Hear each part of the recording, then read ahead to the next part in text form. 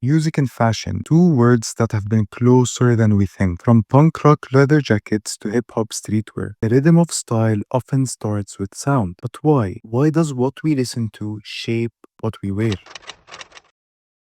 Fashion and music have been always more than just entertainment or self expression. They are about belonging. At the core of it is tribal psychology, the very human instinct to align ourselves with a group that shares our values, beliefs, and or identity. And in today's world, where geography don't really define our communities as much anymore, people find their tribes through culture. And one of the strongest cultural forces is music. Even the repetition of brand names in lyrics acts like a chant. It drills the name of the brand into the minds of the listeners, turning those brands into symbols of loyalty. Now let's talk about artists who changed the fashion game, whether it's directly or indirectly. Started as Rakim Mayers or A$AP Rocky, the Harlem-born rapper rose to fame in 2011, but not just for his music. From day one, Rocky made it clear to everyone, he wasn't here just to rap, he was here to style. Even in his very first music video, Purple Swag, Rocky was already making fashion statements. He and other A$AP Mob members wore pieces from the streetwear brand called Black Scale, turning what was then a relatively underground label into a streetwear staple almost overnight. The video blew up, and just a few weeks later, Rocky walked into Black Scale's store and randomly met one of the co-founders, Alfred Tetagle. The brand had seen a huge spike in attention, all thanks to the Purple Swag music video. And in return, Alfred started supplying A$AP Mob members with free pieces, and eventually leading to a full capsule collab just a year later. Now think about that. One music video and Rocky was already dictating streetwear trends in New York, and that was just the beginning for A$AP. By 2013, he was repping Hood by Air, another rising fashion label fresh out of New York.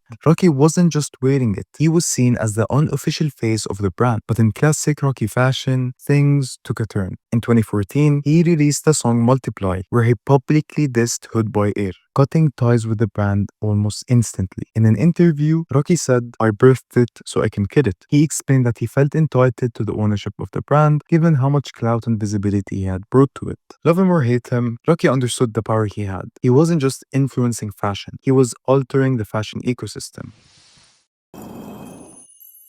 When Playboy Carti first started blowing up around 2016, there wasn't anything revolutionary about his personal style. Like most SoundCloud rappers of the time, he dressed in standard high-paced fashion, Supreme, Jordans, the usual uniform. But something changed. With the release of his second studio album, Whole Lotta Red, in late 2020, Carti didn't just change his sound, he rebuilt his entire image. The fun, laid-back vibe from songs like Magnolia was ultimately left behind, and in its place came a darker, more aggressive persona, a kind of punk rock vampire energy that marked a whole new Carti. And that was the birth of a subculture called Opium, which is named after Carti's record label. Opium isn't just a sound, it's a visual language. Artists like Ken Carson, Destroy and Lonely all fall under the same umbrella. But Carti's influence isn't just visual, it's linguistic. Carti casually name drops high-end brands with hypnotic repetition, and it's all for psychological imprinting. These phrases are embedded in listeners' brains. Even if you didn't know what Margiela was before, and I doubt you don't, you do now. And that's why the Opium aesthetic exploded on TikTok. It was the perfect formula. Edgy visuals, catchy audio loops, and youth craving identity. Even Rick Owens himself noticed the hype and interviewed Carti for this edition magazine. And they talked about how Carti and the Opium Kids basically made the Rick Ramen sneakers iconic again. And even major fashion shows tapped into Whole Lotta Red's producers for their runaway soundtracks, showing how deep his influence ran. However, the only problem is designer clothes aren't cheap for these kids.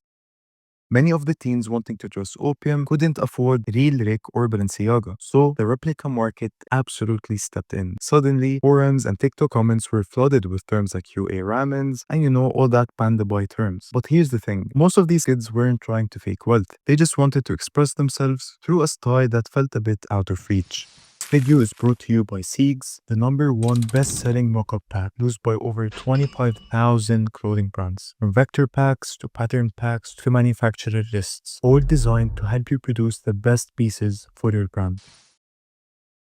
Kanye's personal style literally flipped rap fashion upside down. Back in the early 2000s, when everybody was wearing baggy jeans, tall tees, and oversized jerseys, Kanye pulled up in pink polos, LV backpacks, and shoulder shades. He was the pioneer of mixing high fashion with streetwear way before it was trendy. Basically, if you see your favorite artist today mixing designer with streetwear, that lane was opened up by Kanye. Then you have the Bape era. Kanye didn't just wear Bape. He made it iconic in the States. He did the iconic collab with the brand in 2007, which was one of the first times you saw a rapper do an official sneaker collab with a hype streetwear brand. And then there's the Yeezy era, which straight up changed the sneaker industry forever. The Nike Air Yeezy 1 and 2 were the first times a non-athlete had a signature Nike sneaker. They sold out instantly and the resale prices went crazy. When Kanye left Nike and signed with Adidas in 2013, that move turned out to be one of the biggest game changers in sneaker history. The first drop, the Yeezy Boost 750 in 2015, sold out in seconds. But it was the Yeezy Boost 350 and especially the Turtle Dove colorway that really blew things up. Suddenly, a rapper wasn't just doing a collab. Kanye basically designed the shoe, the marketing, and the rollouts. And the numbers, they were insane. By 2019, the Yeezy brand was doing well over $1 billion a year in sales, and some reports say that Yeezy sales accounted for around 10% of Adidas' total revenue. And that's wide for a single celebrity line. And Kanye didn't just make Adidas money. The whole sneaker market shifted and turned Adidas into a serious rival for Nike again, and opened up the lane for every artist and designer to think bigger than just putting their name on a sneaker. In the early 2010s, Tyler, the creator, alongside his Odd Feature crew, became the gateway drug for a generation of kids who discovered both alternative hip-hop and streetwear in one go. Odd Feature weren't flexing Bentleys or Rolexes. They were just a bunch of teenagers skateboarding, making beats in their bedrooms, and doing wild stuff in front of fisheye lenses. And that relatability, it defined a whole aesthetic. Odd Feature's chaotic, carefree energy made fashion feel fun and attainable. Kids didn't need designer fits. They needed Vans, mismatched socks, and a Supreme 5-panel cap. Tyler's early design sensibility was raw and childlike, as described by Phil Tucidi, who once said, Tyler draws his designs like an 8-year-old child. And it definitely worked. That hand-drawn cartoon core became the uniform of a new generation of suburban misfits. And around 2017, Tyler began maturing, both sonically and stylistically. With the release of Igor in 2019, fans witnessed a total aesthetic shift. Tyler started dressing like an eccentric grandpa, a look that would become essential